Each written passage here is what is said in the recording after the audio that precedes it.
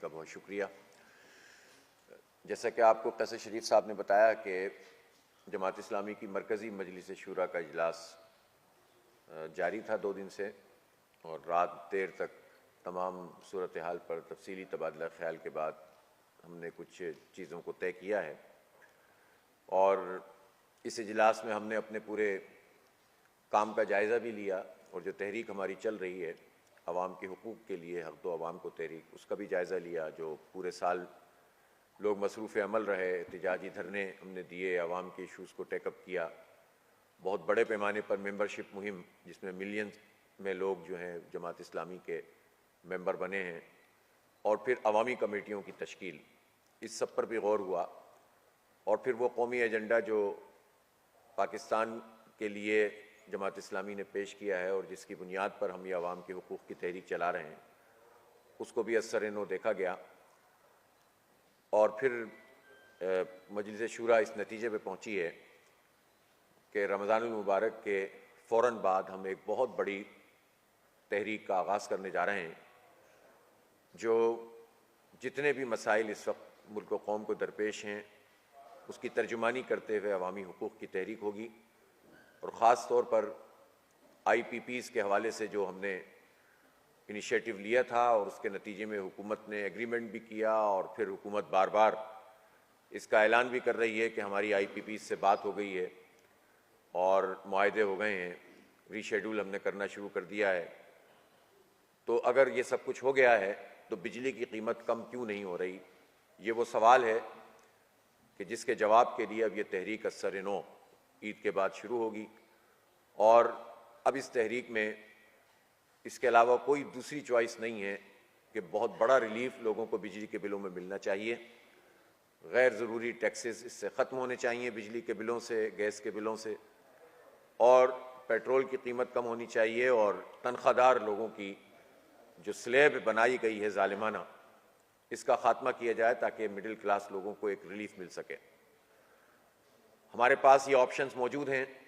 जो सारी चीज़ों पर डिस्कशन हमने किया है कि हम पहले मरहले में शाहराहों पर धरने देना शुरू करेंगे और फिर इस दबाव को मुसलसल बढ़ाते चले जाएंगे और गवर्नर हाउसेस का घेराव शुरू करेंगे और उसके बाद CM हाउस और फिर उसके बाद हम बहुत बड़े पैमाने पर पूरे पाकिस्तान के अवाम को बैक वक्त मार्च करने की अपील करेंगे और वो हर तरफ से जब लोग निकलेंगे, मजदूर और किसान, तालिब इल्म, तो फिर उसके बाद हुकूमत के लिए फिर कोई दूसरा रास्ता नहीं होगा सिवाय इसके कि वो लोगों का मसला हल करें।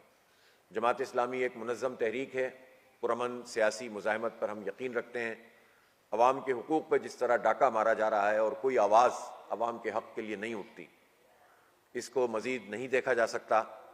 हम कौम की तर्जुमानी करेंगे इंशाअल्लाह और अल्लाह ने चाहा तो ये मुनज़्ज़म तहरीक लोगों को रिलीफ दिलवाएगी। और हमारा यही मकसद है कि पाकिस्तान के अवाम जो इस वक्त उनकी सूरत हाल ये है कि वर्ल्ड बैंक की रिपोर्ट्स हों या आलमी इदारे जो पैमाने भी उन्होंने बनाए हुए हैं उसके मुताबिक पाकिस्तान में 25 करोड़ की आबादी में से 10 करोड़ 50 लाख से ज़ायद लोग गुर्बत की लकीर से नीचे ज़िंदगी गुजार रहे हैं। आप तसव्वुर कर सकते हैं कि जिस ख़ानदान की मजमूई तनख्वाह पूरे ख़ानदान के लिए 30, 35, 40 हज़ार रुपये हो तो वो कैसे सर्वाइव कर सकता है इन हालात में, जहाँ सेहत, किसी को इलाज की ज़रूरत हो तो वो पूरी नहीं हो सकती, खुराक लोगों को पूरी नहीं मिल रही, तालीम बच्चों को नहीं मिल रही। खुद हुकूमत जो आदद शुमार बताती है 2 करोड़ 62 लाख बच्चे पाकिस्तान में ऐसे हैं जो जिन्हें स्कूल में होना चाहिए 5 से 16 साल तक के, और वो स्कूल नहीं जा रहे। प्राइवेट सेक्टर में जो तालीम है वो महंगी है और इसके नतीजे में लोग नहीं पढ़ पा रहे, और फिर जो बमुश्किल प्राइमरी पढ़ लेते हैं तो वो ड्रॉप हो जाते हैं मिडिल के लिए, फिर मज़ीद ड्रॉप आउट होता है। चंद % लोग यूनिवर्सिटी जाने के काबिल रह गए और जो चंद % हैं उनका भी हाल ये है कि उन पर भारी भारी फीस, इतनी फ़ी कि आम मिडिल क्लास आदमी भी अब अफोर्ड करने के काबिल नहीं रहा। गरीब तो पहले ही इन्होंने फारिग कर दिया। गोया पाकिस्तान में जो तालीम का हक़ है, जो पाकिस्तान के हर फर्द को मिलना चाहिए, उस हक़ से पाकिस्तान की 90% आबादी को अब तकरीबन इन्होंने फारिग कर दिया। हायर एजुकेशन हासिल नहीं कर सकते अपने हालात की वजह से, हो सकता है ये 95% हो, तो ऐसी सूरत हाल में इनकी कौन तर्जुमानी करेगा? इन लोगों की कौन तर्जुमानी करेगा? उन मजदूरों की जिनको धक्के खाने पड़ते हैं, डेली वेजेस पर वो काम कर रहे हैं, उनको मुलाजिमत के हुकूक मैसर नहीं है। कौन तर्जुमानी करेगा उन किसानों की कि जो पूरी फसल में मेहनत करते हैं, खप जाते हैं, लग जाते हैं, और आखिर में जब फसल तैयार हो जाती है और उसको काट देते हैं तो वो मकरूज निकलता है किसान। छोटे छोटे काश्तकार सर्वाइवल की जंग लड़ रहे हैं, और बड़े पैमाने पे किसान चूंकि मजदूरी करते हैं बड़े काश्तकारों की ज़मीनों पर, तो उनके तो कोई मुलाजिमत के हुकूक ही नहीं है। डेली वेजेस की उसकी बात की जाती है, मिनिमम वेज की। पाकिस्तान में किसानों की कोई मिनिमम वेज ही तय नहीं है, उनको मजदूर की कैटेगरी में रखा ही नहीं जाता। और ये बड़े बड़े जो हमारे हुक्मरान तबके के लोग हैं, आप इनको देखें ज़रा, ये वडेरे, ये जागीरदार, ये बड़े बड़े सरमायादार, आप पूछें इनसे कि इनकी अपनी ज़मीनों में काम करने वाले हारियों को, इनकी अपनी ज़मीनों में काम करने वाले मज़ारों को, इनके भट्टों में काम करने वाले मजदूरों को कौन से मुलाजमत के हुकूक हासिल हैं। लेकिन ये कौम की नुमाइंदगी बज़ाहिर कर रहे होते हैं, और इस्तेहसाल है जो पाकिस्तान के बेशतर अवाम का ये लोग करते हैं। इनकी बातें सुने तो लगता है कि इतने महज़्ज़ब और तहज़ीब याफ्ता, और इनके करतूत देखें तो ये लोगों का इस्तेहसाल कर रहे होते हैं। इस छोटे से तबके के खिलाफ पाकिस्तान की कौम को मोबिलाइज जब तक नहीं किया जाएगा, जब तक ये मसला हमारा हल नहीं होगा। लिहाजा जमात इस्लामी अवाम की तर्जुमानी करेगी, पाकिस्तान के आम लोगों की तर्जुमानी कर रही है, और इंशाअल्लाह हम रमज़ान मुबारक के बाद इस तहरीक को बहुत बड़े पैमाने पर आगे लेकर जाएंगे।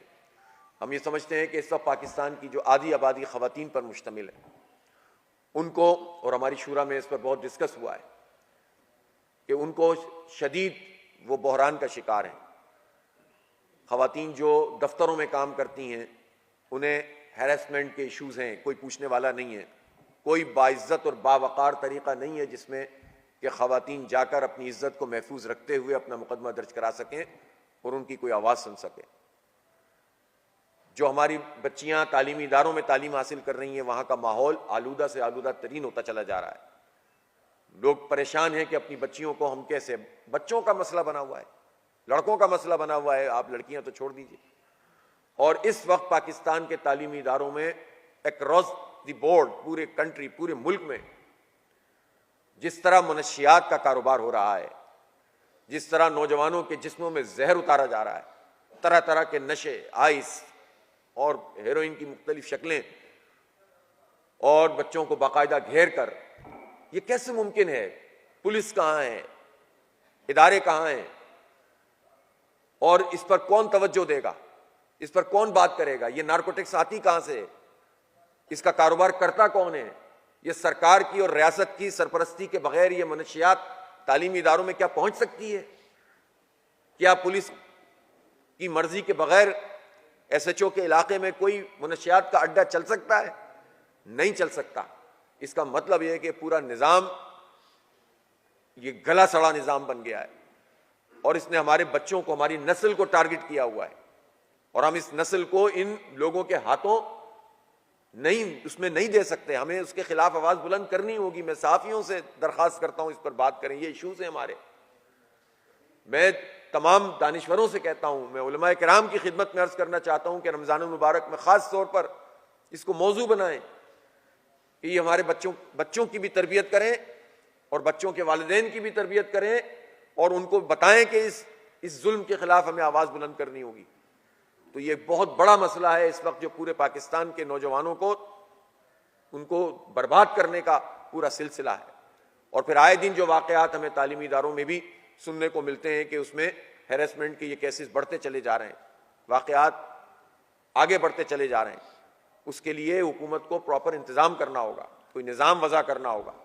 इसलिए हम ये समझते हैं कि ख़वातीन के जितने हुकूक़ हैं पाकिस्तान में, क़वानीन तो अपनी जगह मौजूद होते हैं, लेकिन अमूमी तौर पर ख़वातीन को विरासत में हक़ नहीं मिलता, और वो कहीं पर क्लेम भी नहीं कर सकती हैं। तो एक निज़ाम वज़ा होना चाहिए जिसमें वो प्रॉपर तरीके से क्लेम कर सकें। उनको कारोबार के हुकूक अल्लाह ने दिए, उसके रसूल सल्लल्लाहु अलैहि वसल्लम ने दिए, तालीम का हक़, कारोबार का हक़, विरासत का हक़, और इन हुकूक पर डाका मारकर लोग बैठे हुए होते हैं, कोई पूछने वाला नहीं होता। इसी तरह से जो मुलाजमत करने वाली खवातीन हैं एक बहुत बड़ी तादाद में। एक तो वो हैं जो दफ्तरों में काम करती हैं, और एक वो खवातीन हैं जो मिलों में काम करती हैं, जो खेतों में काम करती हैं। जो मिलों में काम करने वाली खवातीन हैं उनकी तादाद, जो उनकी 90% तकरीबन डेली वेजिस पे काम करती हैं।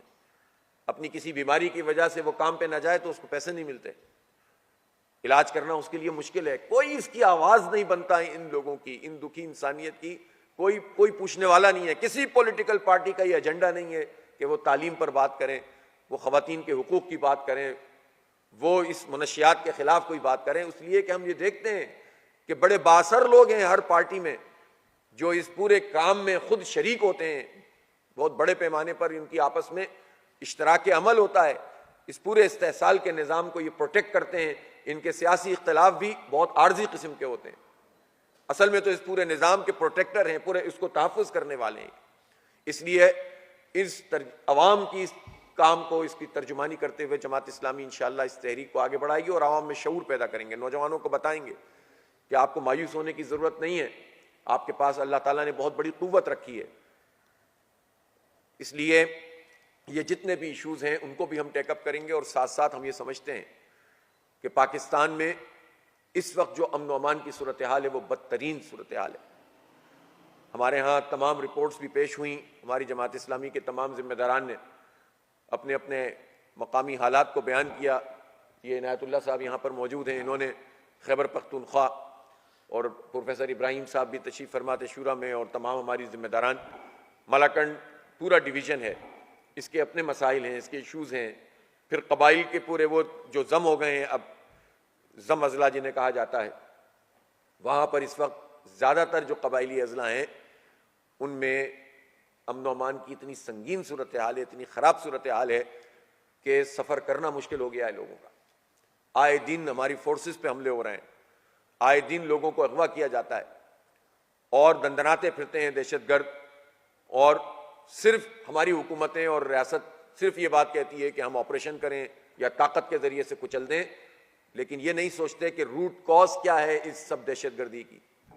वो जो 20-25 साल पहले आप अमेरिका के हवाले आपने सब कुछ कर दिया था, आज तक हम उसको भुगत रहे हैं। और अभी भी हम उसी एजेंडे पे काम कर रहे हैं जो बैनुल अक़वामी ताकतों का एजेंडा है। अमेरिका की ये ख्वाहिश है कि पाकिस्तान और अफगानिस्तान को लड़ाया जाए।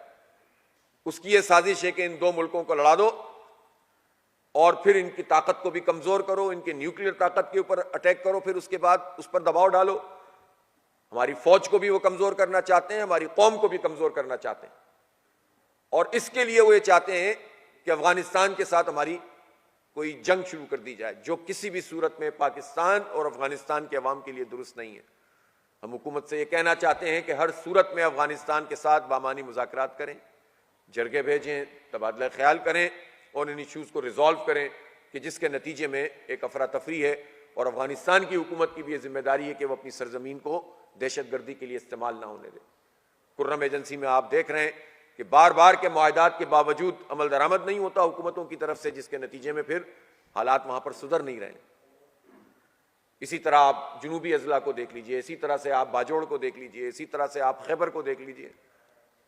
फिर बलूचिस्तान के जो हालात सामने आए उसने तो हमें हिला कर रख दिया। हजारों की तादाद में लोगों को लापता करके रखा हुआ है। बरसों गुजर जाते हैं, लोगों को पता नहीं चलता कि उनके प्यारे जिंदा हैं कि मुर्दा हैं। आप तसव्वुर कर सकते हैं किसी फैमिली में कोई फर्द कई साल से गायब हो और वो गायब फर्द, उसके बारे में आपको पता भी नहीं चल रहा हो कि वो जिंदा है कि वो मर गया है और कहाँ है। उस खानदान पे क्या गुजरती होगी, उन बच्चों पे क्या गुजरती होगी।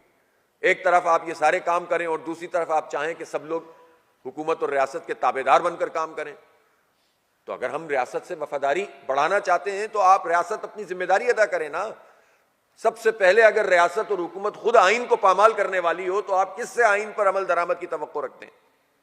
जिन इदारों का काम अपनी आइनी हुदूद में रहकर काम करना हो वो उनको पामाल करके मुदाखलत करते हो सियासत में, वो तवक्को करें कि लोग जो हैं वो आइन की पाबंदी करेंगे, तो कैसे मुमकिन है ये। लिहाजा सबको हक देना पड़ेगा। हम उन तमाम वाक़यात भी हमारी शूरा ने तशवीश का इजहार किया और हम मजम्मत करते हैं। हमारी बलूचिस्तान की जमात हिदायतुर रहमान साहब तशरीफ़ फरमा थे वहाँ, और उन्होंने भी कहा कि वो वाक़यात जिसमें मजदूरों को उतार उतार कर, खासतौर पर पंजाब के गए हुए मजदूरों को जो कत्ल किया जाता है, हम उसकी शदीद मजम्मत करते हैं। लेकिन हम ये समझते हैं कि बलोच अवाम को भी उनके हुकूक मिलने चाहिए। बलूचिस्तान के रहने वाले तमाम बलोचों और पश्तूनों को उनका हक मिलना चाहिए। वहाँ मिनरल्स हैं, वहाँ पर ऑयल एंड गैस है, वहाँ तो सोलर पैनल्स बहुत बड़े बड़े बन के जो काम यहाँ भावलपुर के करीब किया गया, इरेडिएशन इंडेक्स इतना ज़बरदस्त है बलूचिस्तान का कि अगर वो टेक्नोलॉजी वहाँ पर इस्तेमाल की जाए तो बहुत ज़बरदस्त तरीके से बिजली जो है वो प्रोड्यूस हो सकती है, बहुत सस्ती। लेकिन ऐसे तमाम कॉरिडोर्स को नज़रअंदाज कर दिया जाता है जो टेक्निकल ग्राउंड पे भी बनते हैं। तो उनके बहुत से इश्यूज हैं जिसको एड्रेस करना पड़ेगा, तब आप बात करेंगे कि सब लोग मिलकर काम करें। लेकिन अगर आप डंडे के जोर पर चलाना चाहते हैं तो इस तरह तो मसला हल नहीं होता। लेकिन हम बलोच अवाम को यकीन दिलाते हैं कि हम जमात इस्लामी आपके साथ है, पूरे पाकिस्तान के अवाम आपके साथ है।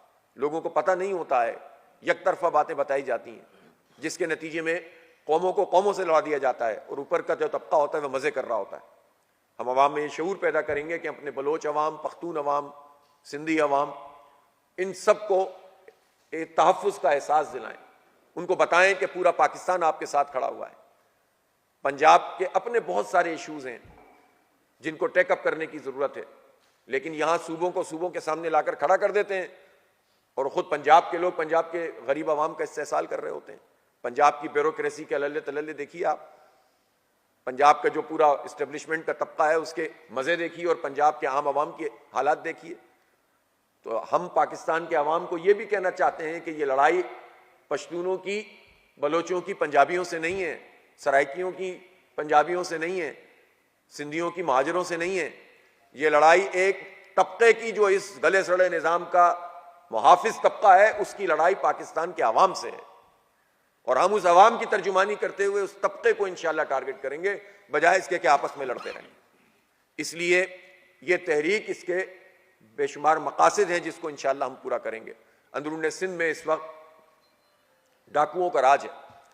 जमात इस्लामी, हमारी रिपोर्ट्स आई कि अल्हम्दुलिल्लाह हमने तर्जुमानी की है, कश्मीर में, कनकोट में धरने दिए हैं, एहतिजाज किए हैं। हमारे यानी डाकुओं को नहीं पकड़ेंगे, अमन के लिए एहतिजाज करने वालों की FIR काट रही है सिंध हुकूमत। जाहिर है यही कर सकते हैं ये लोग, इसलिए कि हम तो ये देखते हैं कि इन डाकुओं की प्रोटेक्शन भी जो बड़े बड़े डाकू हैं वही करते हैं। और आप जानते हैं कि कच्चे और पक्के के डाकू किस तरह से मुसल्लत हैं सिंध में। शहर कराची, हमारे कराची के अमीर भी यहाँ मौजूद हैं, मुनीम जफर साहब। इस वक्त शहर कराची के जिस सूरत हाल है, हैरत होती है कि वो शहर के जो पूरे पाकिस्तान की मईशत में रीढ़ की हड्डी की हैसियत रखता है, आधी उसकी एक्सपोर्ट पूरे पाकिस्तान की, आधी एक्सपोर्ट कराची से होती है, रेवेन्यू 60% से ज़ायद जनरेट करता है। उस शहर का हाल देखें, 3.5 करोड़ इंसान वहाँ रहते हैं और जिस तरह की ज़िंदगी रोज़ वो गुजारते हैं, उनका आना जाना, अपने घरों से निकलना, अपने दफ्तरों तक पहुँचना अजाब कर दिया इन्होंने। और कोई प्रोजेक्ट वक्त पे मुकम्मल नहीं है और बरसों गुजर जाते हैं, ना रेड लाइन बनती है ना ग्रीन लाइन मुकम्मल होती है। पानी का शदीद क्राइसिस है, इस वक्त भी वहाँ पर बहरान पैदा हुआ है। डंपर टैंकर माफिया का राज है। हुकूमत ये तक नहीं कर सकती, इतनी बड़े चैंपियन बनते हैं ये पीपल्स पार्टी के लोग कि वो औकात की पाबंदी करवा दे टैंकरों से और डंपरों से, ये तक नहीं कर सकते। तो आप अंदाजा लगाएं, सैकड़ों लोग सिर्फ टैंकरों और डंपरों के आगे जो है वो जान दे रहे हैं इस बेहंगम पूरे निज़ाम की वजह से। और बेशुमार इश्यूज हैं जो इस वक्त शहर कराची के मौजूद हैं।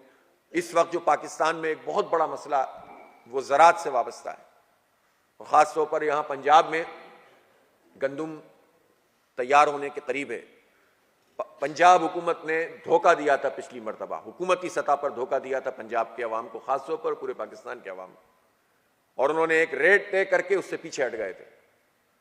अब उसको कंपनसेट करने के लिए मजीद धंधे करते रहते हैं। कभी किसान कार्ड जो कि दरहकीकत कर्ज कार्ड है, उसमें क्या फैसिलिटेशन होगी और कितने लोगों को होगी।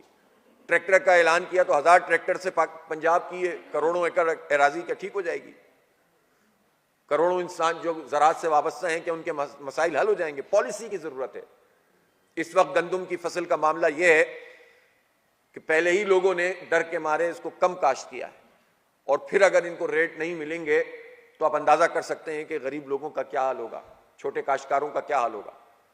बड़े जागीरदार तो फिर सर्वाइव कर जाते हैं और वो तो उससे इस सूरत हाल से भी फायदा उठा लेते हैं।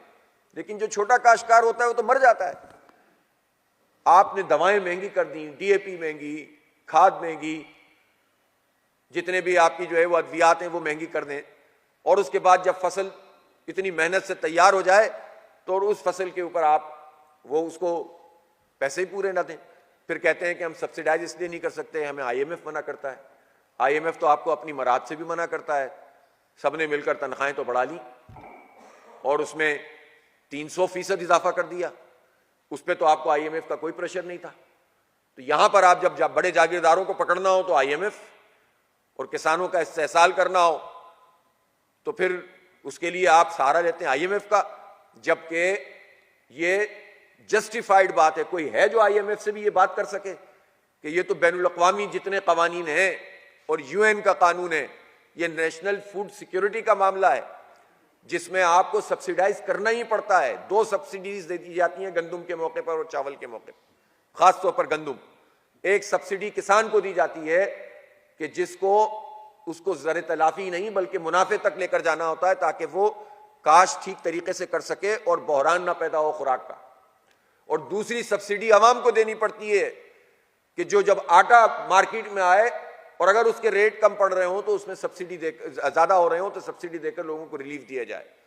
ये सब्सिडी देना नेशनल फूड सिक्योरिटी का मामला है, ये किसी की मराद का मामला नहीं है और ये लाजमी है।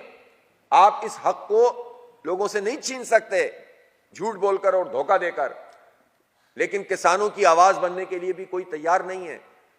लिहाजा हमने तो अपने तमाम जमात के जितने भी लोग कल आए हुए थे शूरा के पूरे मुल्क से, उनसे ये कहा है कि जाएं किसानों में कमेटियां बनाएं और जगह जगह किसानों को मोबिलाइज करें। जिस तरह भी कुछ दिन पहले बहावल नगर से एक बहुत बड़ा जुलूस लोगों ने मुनज़्ज़म किया था और यहाँ पहुंचे थे और असम्बली में बैठकर धरना दिया था, और हमारे जो अरसलान खाकवानी साहब थे उनकी क़यादत में, और हुकूमत से कुछ चीज़ें मनवाई भी थी।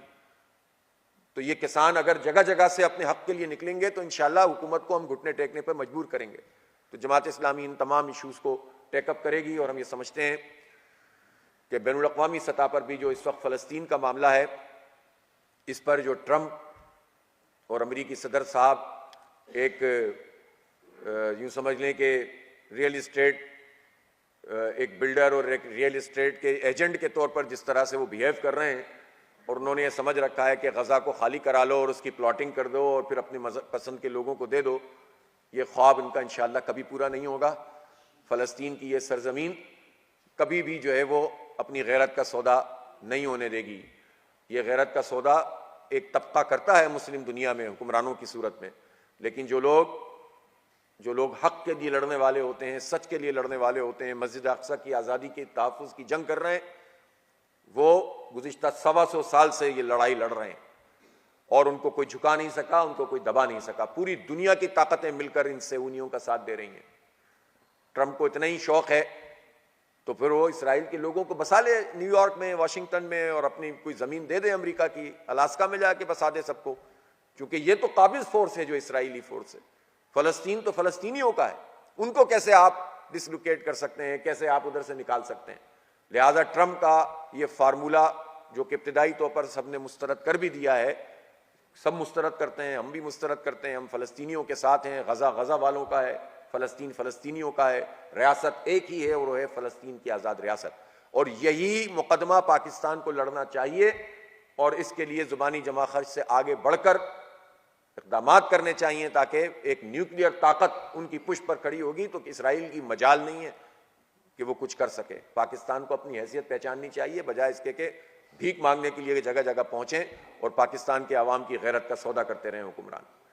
इसी तरह कश्मीर पर हमारी बिल्कुल वाज़ेह पॉलिसी है, कश्मीर के मसले का हल अगर मुज़ाकरात होते तो अब तक हल हो चुका होता। अक़वाम मुत्तहिदा की करारदादें 78 साल से मौजूद हों और उसकी पामाली हो रही हो, भारत ने उसका स्टेटस स्पेशल ख़त्म कर दिया हो और पाकिस्तान सिर्फ ज़ुबानी जमा खर्च करे और ख्वाहिश ये हो कि आलू टमाटर प्याज की तिजारत भी होती रहे, तो हम समझते हैं कि ये कश्मीरियों के खून का सौदा करने के मुतरादिफ है।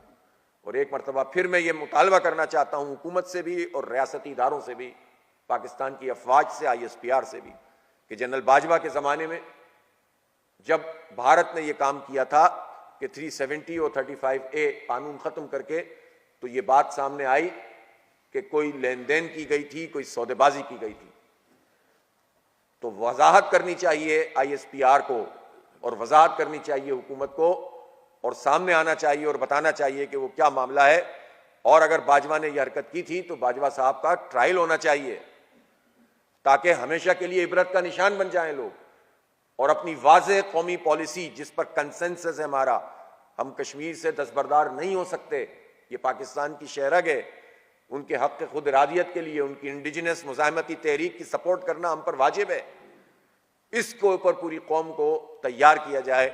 ये कुछ चीज़ें थीं कि जो कल बहुत तफसील से तय हुई हैं और करारदादों की सूरत में हमने मीडिया को भी इंशाअल्लाह हम जारी कर रहे हैं। इंशाअल्लाह जमात इस्लामी मुल्क के लोगों की तर्जुमानी भी करेगी और इन हालात में लोगों को इस तरह से हम भागते दौड़ते नहीं छोड़ेंगे। और आखिरी बात यह है कि हुकूमत फॉर्म 45 पर होनी चाहिए, फॉर्म 47 की जाली हुकूमत नहीं होनी चाहिए।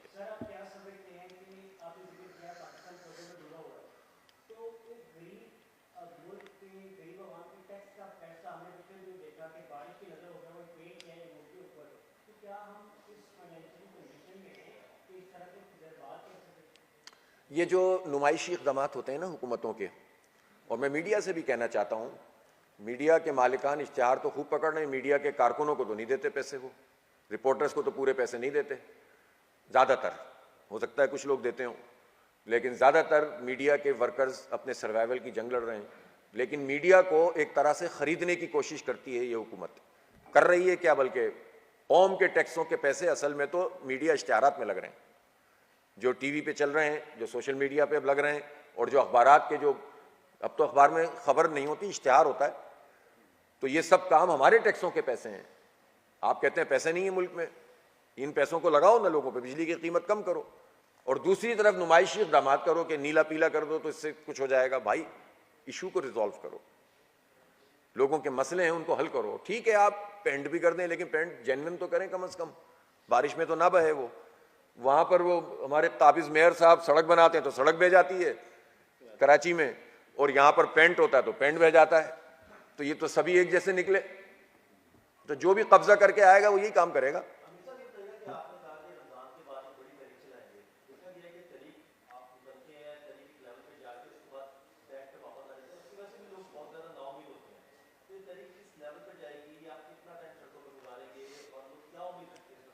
नहीं, तहरीक तो हमारी जारी है और उसके मराहिल होते हैं मुख्तलिफ।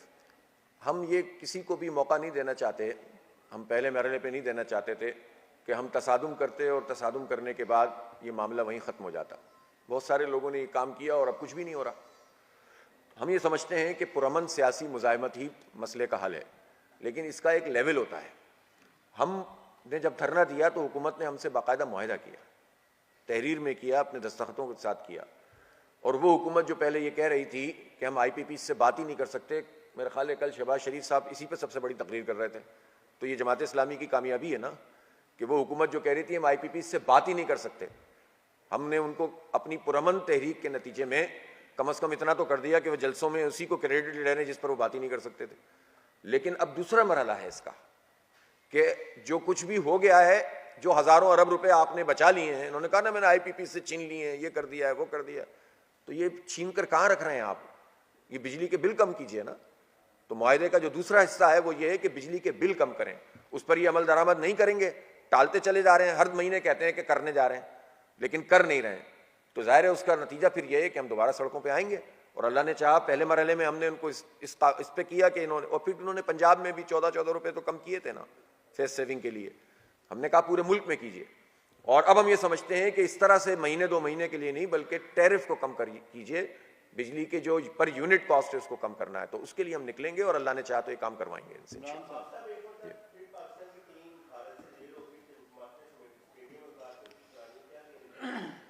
पाकिस्तान की टीम का मैं पहले भी कहता था और अब भी कहता हूँ कि जो बोर्ड इसका हुलिया बिगाड़ रहा है ना, वो उसके नतीजे में पूरी टीम का बेड़ा गर्क हुआ है। पाकिस्तान को एक अच्छे कप्तान की ज़रूरत है। और आज से 2-3 साल पहले जब इन्होंने कप्तानी के बारे में ये फैसला किया तो उस वक्त मैंने कहा था कि सरफराज अहमद उस वक्त एक बेहतरीन कप्तान की सूरत में मौजूद था। अगर उसको कप्तान बरकरार रखते तो आज बाबर आजम की परफॉर्मेंस भी अच्छी होती और पूरी टीम भी ठीक से खेल रही होती और एक ज़बरदस्ती होती और फिर ट्रांसफर यानी फिर ये ट्रांसफ़र भी हो जाता किसी दूसरे अच्छे कप्तान को। मसला ये हुआ कि उस वक्त इन्होंने अपनी मर्जी मनमानी की, बाबर के ऊपर प्रेशर आ गया, वो उस प्रेशर से आज तक निकल नहीं पाया, वो खेल भी नहीं पा रहा और पे दर पे कई कप्तान बदलते रहते हैं, टीम की सिलेक्शन के प्रॉब्लम है और एक कम्बिनेशन नहीं बन पा रहा है, जिसकी वजह से ये मसला हो रहा है। टैलेंट तो पाकिस्तान में बहुत है, सिलेक्शन प्रॉपर होना चाहिए, कम्बिनेशन अच्छा होना चाहिए, लीडरशिप ठीक होनी चाहिए, लेकिन जब हर चीज़ ही एडहॉक पे चल रही है तो उसके नतीजे में यही होता है जो हो रहा है। जी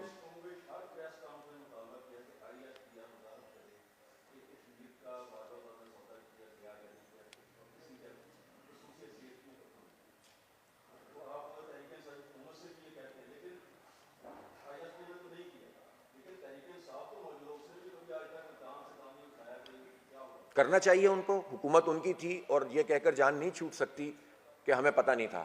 भाई आपको नहीं पता था तो आप 2021-22 तक तो बाजवा साहब की शान में इतने कसीदे पढ़ रहे थे 2021 तक, तो आप 2 साल तक पता ही नहीं चल रहा था। तो प्रॉपर जिम्मेदार है, जो हुकूमत होती है वो जिम्मेदार होती है इस बात की कि अगर उसको नहीं पता था तो क्यों नहीं पता, बाकी सारी बातें पता थी, यही नहीं पता था। तो ये वजाहत सबको करनी चाहिए।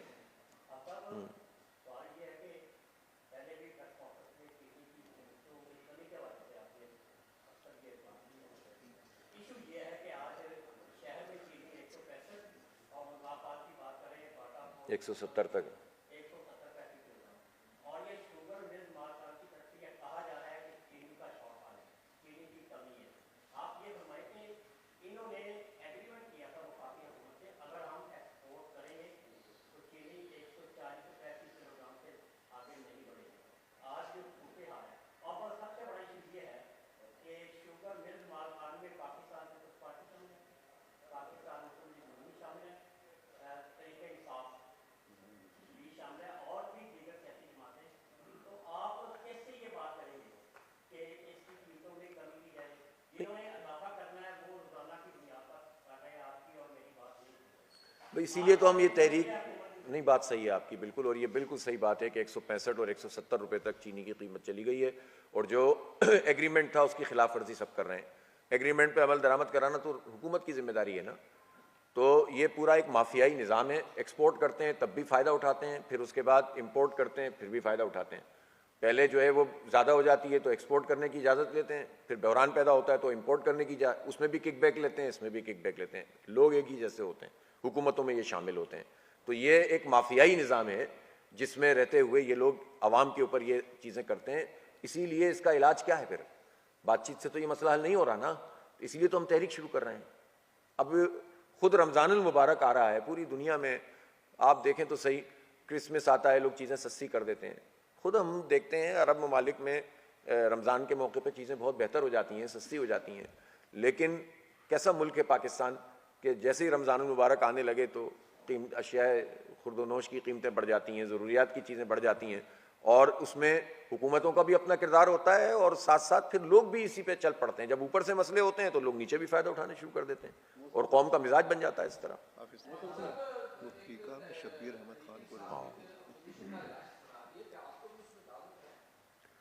बातचीत भी है, मुज़ाकरात भी हैं, तबादला ख्याल भी है और हम समझते हैं कि तमाम जमातों को अपना रोल अदा करना चाहिए और जो भी इत्तेहाद बनते रहे हैं माजी में, अगर वो सिंसियर तरीके से चलें और उसमें पार्टियां एक दूसरे का ख्याल करें तो इत्तेहाद भी काम करते हैं।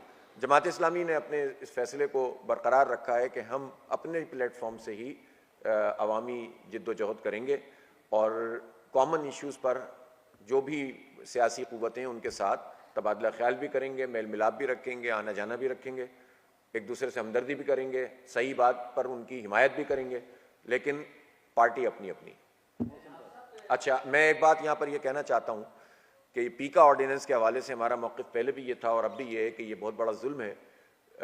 ये आवाज़ को बंद करने और आज़ादी इजहार को पाबंद करने की बात है और आपको पता है कि पीका ऑर्डिनेंस का पहला विक्टिम जमात इस्लामी के शब्बीर साहब हैं, जो हमारे मानसेरा से जिनको पकड़ा हुआ है और आज तक उनको छोड़ा नहीं जा रहा है। वो वहाँ के मकामी अमीर हैं और उनको इस बुनियाद पर कि उन्होंने 5 फरवरी में जो तकरीर की थी उसकी बुनियाद पर, अब जब हम 5 फरवरी की तकरीर करेंगे तो इंडिया की मज़म्मत करेंगे, मोदी की मजम्मत करेंगे और मोदी के आलाकारों की और उसके साथ सौदेबाजी करने वालों की तो मजम्मत करेंगे ना। तो जब मजम्मत करेंगे तो इनको बर्दाश्त नहीं है और ये उठाकर बंद कर देंगे, तो ये तो किसी सूरत में भी काबिल कबूल नहीं है। उनको रिहा किया जाए।